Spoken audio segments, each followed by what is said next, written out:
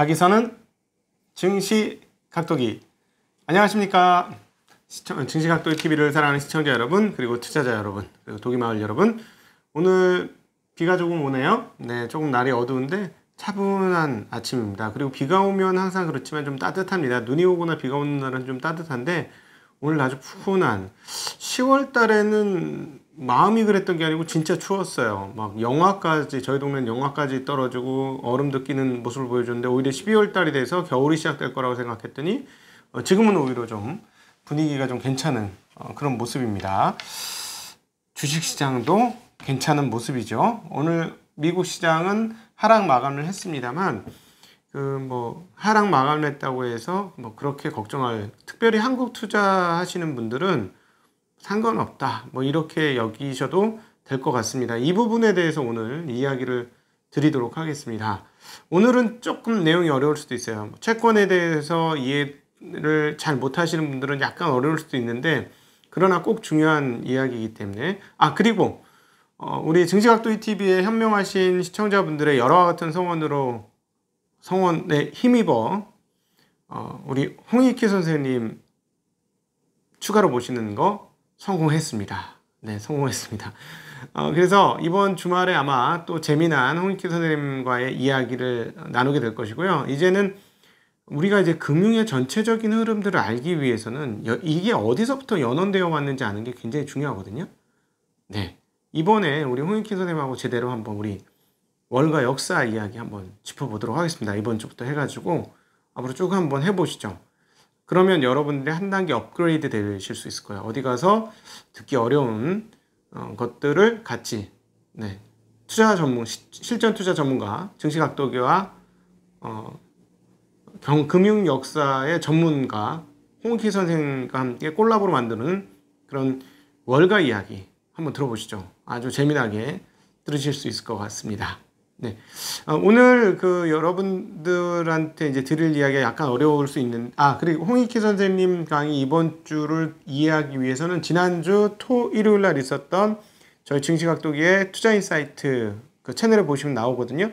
그거 들어두시면 훨씬 도움이 되실 거라고 생각을 합니다. 그리고 현재 상황도 이해하기 훨씬 쉬우실 거예요. 일요일 날 강의를 들으시면, 대담을 들으시면 현재 상황들, 그리고 오늘 제가 드리는 말씀이 무슨 말인지가 훨씬 더 이해가 되실 것입니다. 네. 그래도 이해가 안 되신다면, 유료 강의도 있으니까 한번 참고하시고요. 제가 하나하나 아주 쉽게는 시간상 다 못하지만 오늘 최대한 쉽게 말씀드리도록 하겠습니다. 오늘 미국 시장은 이렇게 표현할 수 있을 것 같아요. 백신, 코로나, 부양책, 그 어디 사이쯤. 이렇게 표현할 수 있을 것 같습니다. 이 구도는 당분간 계속 갈 거예요. 계속 갈 건데 왜 이 구도가 풀리지 않고 있는지에 대한 이야기를 오늘 일부 조금 드릴 것이고요. 이번 주말에 듣게 될 홍익희 선생님과의 투자인사이트에서도 아마 들으실 수 있지 않을까 기대를 하고 있습니다. 자, 계속 말씀드렸습니다만 백신이 나왔다고 백신이 당장 효과를 발휘하는 건 아니다. 주가는 이미 올랐기 때문에 오늘 한번 빠진 거예요. 주가 빠진 건 별로 의미가 없어요. 오히려 따지고 보면 러셀 2000은 0.6% 올랐거든요. 그러니까 이거는 뭐냐면 미국 시장의 부양책에 대한 기대감들은 여전하다라는 것을 보여주는 거죠. 기대감이 살아 있습니다. 죽은 거 아니에요. 그냥 있는 거고요. 그 다우 나스닥은 사상 최고치 찍어서 한번 조종하는데 누가 뭐라 그럴 거예요. 그쵸? 이거는 떨어진 거라고 보기 어려워요. 사상 최고치, 맨날 사상 최고치 꼭 가야만 합니까? 그건 아니잖아요. 그래서 좀 떨어진 거니까 그럴 수 있어요. 그런데 우리 이제 증시각도의 TV를 보시는 분들과 우리 찐 투자자분들과 돈을 버는 투자자분들 입장에서는 그거의 이면의 조류가 무엇인지를 이해하시는 게 훨씬 필요할 것 같습니다. 자, 드디어 생각했던 대로 지표들은 서서히 떨어지기 시작합니다. 오늘 지표들이 먼저 나왔는데 10월 소매 판매가 전월 대비 0.3% 증가했습니다. 예상치는 0.5였어요. 9월은 얼마였어요? 1.6이었어요. 1.6이 0.3으로 상당히 많이 떨어졌죠? 6개월 내 최저치예요. 왜? 아시죠? 말씀해보세요. 부양책이 안 나오니까. 자, 부양책이 나올 때까지는 이럴 것이다 라는 말씀 드렸어요. 떨어졌다가 주가 많이 떨어지면 주가 떨어질 필요 없는데 백신 생각하면서 올리고 좀 많이 올렸으면 떨어지고 있네 하고 떨어지고, 이게 계속될 것이다. 언제까지? 부양책이 나올 때까지. 라는 얘기죠. 자, 근데 부양책이 왜 안 나오냐는 거예요. 지금 계속해서 공화당과 민주당이 일정 부분 평행선을 걷고 있는 건데요. 여기서 이제 시작이 됩니다. 저희들의 얘기는. 어제도 말씀드렸습니다만 리차드 클라라다가 연준 부의장이 뭐라고 얘기했어요. 자산 매입 프로그램의 구성과 속도, 주기의 변화에 대해 논의했다. 필요하다면 자산 매입 프로그램을 조정할 수 있다. 굉장히 중요한 얘기한 거예요. 부의장이 얘기해요. 자산 매입 프로그램의 구성과 속도, 그동안의 구성이 어떻게 됐냐는 거지. 이걸 알아요. 대체적으로 단기물 샀겠죠. 단기물 샀을 거예요. 그 주기도 자주 샀지. 단기물을 샀으니까 자주 샀겠죠. 그리고 속도는 800억 달러를 월 800억 달러 정도의 국채를 매입해주는 상황. 모기지까지 포함해서 한 800억일 텐데 이렇게 해주고 있는데 이걸 조정할 수 있다라고 얘기했어요. 왜 이럴까? 왜 이럴까를 우리는 알아야 합니다. 왜 이럴까? 이게 굉장히 중요한 건데요. 최근에 계속 벌어지고 있는 게 뭐가 있냐면 쫙 벌어지고 있는 게 장기와 단기의 금리차, 10년물과 2년물의 금리차 쫙 벌어지고 있습니다. 계속. 이게 벌어지면 문제가 있어요. 지금 전혀 나오진 않습니다만 오늘 지표상으로는 전혀 안 나오죠. 소매 판매가 줄어들고 이러면 인플레이션에 대한 그런 건 없어요. 근데 장기 금리가 계속해서 이 상태로 올라가서 1%를 넘게 찍으면 어떻게 돼요?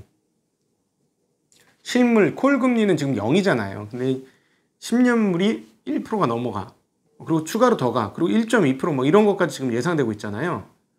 이렇게 올라가면 어떻게 된다는 거예요? 앞으로 이제 뭔가가 바뀌는 조짐이구나 사람들이 생각하는 거죠. 근데 그게 어디서 감지가 되고 있나요? 우리한테는.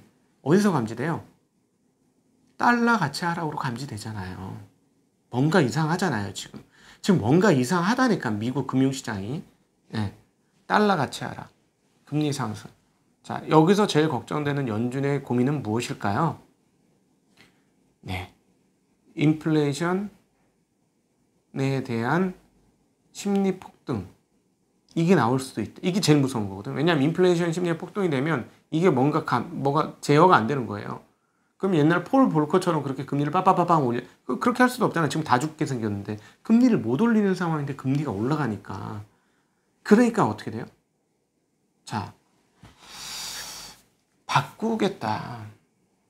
그래서 지금 이미 미국의 전문가들이 하는 이야기들이 뭐냐면 장기물을 사겠구나. 이 얘기를 하고 있는 거예요. 장기물을 사겠구나. 네. 그리고 조금 더 살 수도 있겠구나. 근데 어제도 거들러 전 뉴욕 연은 총재가 뭐라고 했어요? 화력이 얼마 남지 않았다라고 얘기했어요. 연준의 화력이 얼마 남지 않았다. 지금 연준이 굉장히 복잡한 상황. 그러니까 자꾸 무슨 얘기예요? 걱정을 하는 거죠. 그러니까 빨리 재정 부양책 써. 재정 좀 써. 제발 좀 쓰라니까. 왜냐하면 자기네가 할 수 있는 활동의 범위의 영역이 이제는 애매해지고 있으니까 그렇다는 거죠. 자, 그래서 파월 의장은 뭐라 했습니까? 빠른 코로나19 확산이 앞으로 몇 달 동안 경제에 중대한 위험을 안겨주고 있다. 계속 경고 날리고 있어요. 지금 파월 의장은 최상의 경우라도 광범위한 백신 접종은 몇 달 후가 될 것이다. 뭐 당연한 얘기지. 그 다음에 지금까지의 경제 회복 속도는 예상보다 빨랐고 강했지만 회복 속도는 둔화되고 있다. 어제도 봤죠? 우리 지표 하나 꺾이는 거. 오늘은 어떤 중요한 지표가 하나 또 꺾였죠? 네.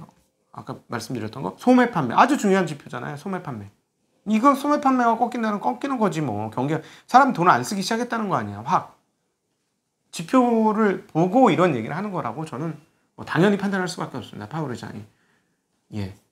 자, 그러니까 라파엘 보스틱 애틀란타 연은 총재가 연준의 추가 채권 매입 필요성을 저울질할 것이다라는 설명을 했습니다. 예. 자, 그래서 다시 한번 이제 이 방법을 바꾼 다음에 아마 장기물을 매입을 할 것인데 장기물을 매입할 거가 되면 실질적인 YCC예요. 안 하겠다고는 했어요. 안 하겠다고 했지만 실질적인 YCC인데 왜 이게 문제냐면 그 다음 뭐 할 건데요. 그 다음 뭐 할 건데 그 다음 할 게 별로 없어. 그게 문제인 거죠. 제가 아는 바로는 그 다음에가 더 문제입니다. 그렇기 때문에 저울질을 하고 계속 근데 오늘 금리가 내려가서 참 다행이에요. 미국 금리가 채권 가격이 금리가 내려갔다. 채권 가격이 올라갔다. 예, 채권 가격이 올라가서 이 부분은 좀 다행인 거죠. 왜냐면 계속 걱정을 하고 있거든. 10년물 1% 넘어갈 거에 대한 걱정들이 있다는 느낌을 너무 세게 받아요. 최근에 연준 의사들의 발언을 종합해 보면 그렇습니다. 자, 그러면 이게 풍선 효과로 어디가 나요? 이게 뭐냐? 이게 왜 제가 자꾸 이 말씀을 쉽게 한마디로 이제 정리할게요. 기축으로서의 역할에 흠집이 나지 않을까 하는 걱정들이 생기는 거죠. 예. 그리고 이것들을 눈치채는 빠른 발걸음들이 환해서 터지고 있다는 거예요. 계속 말씀드린 못난이 삼형제끼리의 싸움에서는 별로 드러나지 않아. 라가르드 총재도 또 오늘 이스비 총재도 뭐라고 발언을 했냐면 우리 12월에 조절할 거다. 메이 프로그램에 대한 조절을 할 거다. 이건 즉 뒤집어서 무슨 말? 더 살 거야 라고 했죠. 그러니까 지금 달러는 매달 800억 달러 해서 뭐 추가적으로 뭐 어쩌고 저쩌고 더 할 거냐 말 거냐 12월 달에 할 거다. 엔화는 뭐 더 이상 풀 수 없을 만큼 계속 풀었고 못난이 삼형제의 환율 전쟁 환율 약세 경쟁이 그 통화의 약세 흐름들이 별로 드러나지 않게 하는데 이 풍선 효과가 어디서 나? 이 유탄이 어디서 터져? 아시아, 동아시아에서 터지고 있다. 어디? 선진국 계열에서는 한국, 개발 신흥국 계열에서는 중국이 터지고 있죠. 오늘은 중국이 더 많이 터졌습니다. 6.547, 6.55가 깨졌어요. 6.6에서 방어 세게 한다고 했는데, 6.54. 예. 지금 중국 위안화하고 우리하고 연동성이 굉장히 높기 때문에 중요합니다. 지금 달러 던지고 도망가는 거지 사람들 다. 이게 지금 채권 시장하고 채권이 훨씬 사이즈가 크잖아요. 채권에서 돈 쓰고 있는 게 훨씬 많기 때문에 이 뭐 눈치 깐 거지. 이거 눈치 까서 오늘 조금 너무 세게 말씀드렸나요? 예. 어찌되었건 계속 증시각도의 TV에서 꽤나 오랜 기간 말씀드렸습니다만 미국 국채 투자에 대해서는 신중을 하고 오히려 어제도 말씀드렸습니다만 신중이 아니고 손절 고민을 해야 되지 않을까 하는 오늘처럼 이렇게 채권 가격이 올랐을 때가 기회가 오는 거 아닌가 하는 생각도 듭니다. 감히 말씀드려요. 채권 전문가 아니긴 하지만 그래서 하여튼 상당히 이런 흐름들을 보고 이 풍선 효과 이쪽으로 가기 때문에 그래서 이제 이 흐름들을 너무 빨리 체크해가지고 10월 달부터 괜찮아 이러다 한 대 맞고 두 대 맞고 세 대 맞고 해서 그만 때려 뭐 이랬던 건데 자 이렇게 되면 어떻게 되나요? 외국인들의 매수세는 계속되는 거지. 계속 될 거예요. 계속 되게 되는 것이 원칙적으로는 맞습니다. 다른 일이 불거지지 않는 한 큰 틀에서 그렇습니다. 그래서 원화 환율은 어떻게 돼요? 1105원 64전 1107원도 깨 연중 최고지 거의 최고죠. 연중 최고. 폭포수 떨어지듯이 환율이 떨어진다. 즉 위안화와 원화가 강세로 가고 있다라는 점. 제가 왜 이걸 포커스라고 표현하냐면 분명히 6.7에도 그렇고 6.6에도 그렇고 예치금 20%도 없애줬고 이건 뭐예요? 브레이크 밟았다니까. 브레이크를 안 밟은 게 아니라니. 브레이크를 밟았는데도 이렇다니 거예요. 제가 보기에는. 그러니까 브레이크를 밟는데 브레이크 파열되지 못하니 브레이크를 밟는 쫙 내려가는데 속도가 별로 안 주는 거야. 쫙 내려가는 속도가. 그래서 제가 오늘 아침 이렇게 정리를 드린 겁니다. 자, 그렇다면 제가 뭐 심각하게 말씀드렸지만 아시아 투자자들한테는 유리한 국면이 펼쳐지는 것이다. 심상치 않은데 계속 표현했죠. 심상치 않은데 한국 투자, 중국 투자는 유리하게 심상치 않은 것 같다라는 말씀 드린 연유가 바로 여기 있습니다. 자, 오늘 다행히 10년물 금리는 4.4bp 빠졌고요. 30년물 금리는 4.8bp가 빠졌습니다. 자, 지수 살펴드려야 되겠죠? 지수 살펴드리겠습니다. S&P 500은 0.48% 빠진 3,609, 다우는 0.56% 빠졌고 일단 빠져서 29,783, 나스닥은 0.21% 빠진 11,899, 러셀 2000은 0.61%가 상승하면서 1792, 유로스탁스 50은 0.07% 상승, 영국은 0.87% 하락, 프랑스는 0.21% 상승, 독일은 0.04% 하락했습니다. 달러지수 92.35를 기록했고 유로 달러는 1.186, 달러에는 104.19로 세계 통화 중에서는 달러가 N이 가장 강세입니다. N이 달러 지수 대비 한 0.4% 정도의 강세를 보여주었고요. 유로 대비로는 0.2%, N이 달러 대비 0.4%대의 강세, 유로는 달러 대비 0.2% 정도 수준대의 강세로 마감이 되었습니다. 미국 10년물은 0.865%를 찍었고 30년물은 1.618을 기록했습니다. 2년물 0.175%로 둘 간의 차이는 약 69bp 정도 다시 좀 쪼그라들었어요. 75bp 막 이렇게 벌어졌던 것이 좀 줄어드는 양상을 보여주었습니다. 금값은 1880불을 하고 있고요. WTI는 41.22달러, 구리값은 조금 조정을 했습니다만 고공행진이에요. 7073. 지금 중국의 그 수출 동향 이런 것들 돌아가는 거 보면 굉장히 잘 돌아갑니다. 수출 동향, 중국의 수출 동향 다 잘 돌아갈 때 뭐 어떤 재료를 쓰죠? 한국산 재료를 쓰죠. 네. 이거는 한국에도 잘 돌아간다는 얘기가 되는 것이겠죠. 최근에 컨테이너 운임 지수가 올라갔다는 게 그냥 올라갔다는 게 아닌 거예요. 물건이 잘 팔리니까 컨테이너 실어서 넘기는 거죠. 그러니까 컨테이너 부족 사태가 나면서 설마 이렇게 좋을 거야 라고 아무 준비도 안 해놨는데 잘 팔리니까 컨테이너가 부족한 상황들, 그래서 컨테이너 운임 지수도 상당히 크게 올라가는 상황들에 대해서도 어제 오후에 잠깐 언급을 드렸습니다. 상하이는 0.21% 빠졌고 항세는 0.13% 올랐습니다. 보베스파는 0.77% 올랐고 필라델피아 반도체 고공행진에서 한숨 돌리면서 갑니다. 0.86% 떨어졌고 나스닥 바이오는 0.44% 떨어졌습니다. 애플 0.76% 떨어졌고 아마존 0.15% 올랐는데요. 아마존은 온라인 약국을 이제 시작하겠다고 했습니다. 덕분에 그동안에 오프라인 약국이라는 월그린 부츠, 거기가 9.6%나 폭락을 했습니다. 테슬라는 지수 편입이 결정되면서 무려 8%나 높은 8.21%나 강세를 보여주었습니다. 알파벳 0.7% 떨어졌고 페이스북 1.4% 하락, 인텔 1.4% 하락, 퀄컴 0.2% 하락, 마이크로 테크놀로지는 0.21% 올랐어요. 하여튼 메모리 반도체는 계속가. 마이크로 테크놀로지는 지금 쉬지 않고 달리고 있고요. 그 넷플릭스는 0.32% 상승, 웰스파고 0.56% 상승, 버크셔는 0.03% 상승, 알리바바는 0.58% 하락을 했습니다. 네. 지금 그 앞서 말씀드렸던 지표 그거 외에 이제 그 미국의 수입 물가는 전월 대비 0.1% 하락했고 전미주택건설협회의 그 11월 주택시장 지수는 90으로 전월에 85에서 상승했고 사상 최고치를 경신했습니다. 이거는 반드시 좋다고 할 수는 없을 것 같아요. 얘네들은 그냥 일단 부동산 한번 달렸다면 끝까지 달려. 그리고 한꺼번에 자빠져. 이런 게 있어서 지금 월세도 못 내고 있는 상황인데 조정 없이 그냥 쭉 갑니다. 통화약세를 그대로 반영하고 있다.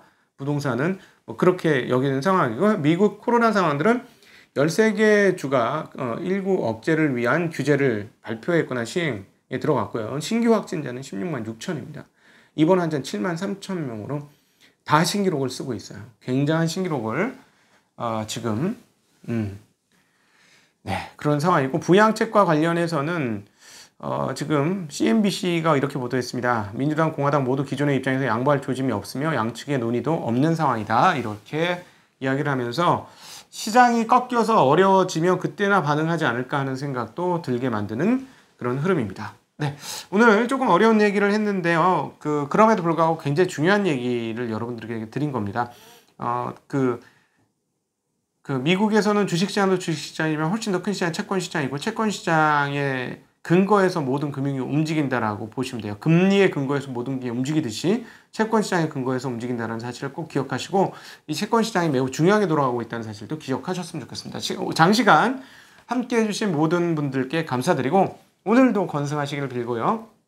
한국 주식시장은 미국 시장 빠졌습니다만 꼭 나쁘게 볼 필요는 없지 않겠는가? 네, 이 하락의 일부 반영은 되겠습니다만 저는 일단 개인적으로 11월 달은 상당히 희망적이다.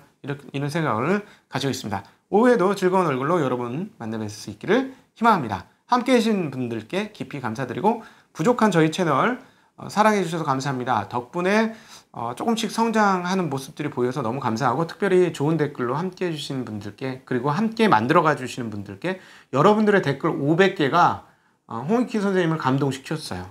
그래서 저희 함께 할 수 있게 해주신 이 함께 만들어 가시는 분들께 다시 한번 감사를 드립니다. 오늘도 화이팅! 행복하고 즐거운 날씨는 조금 꾸물꾸물하지만 차분하니까 더 좋다 이런 마음으로 하루 시작하셨으면 좋겠습니다. 여러분 인사드립니다. 안녕!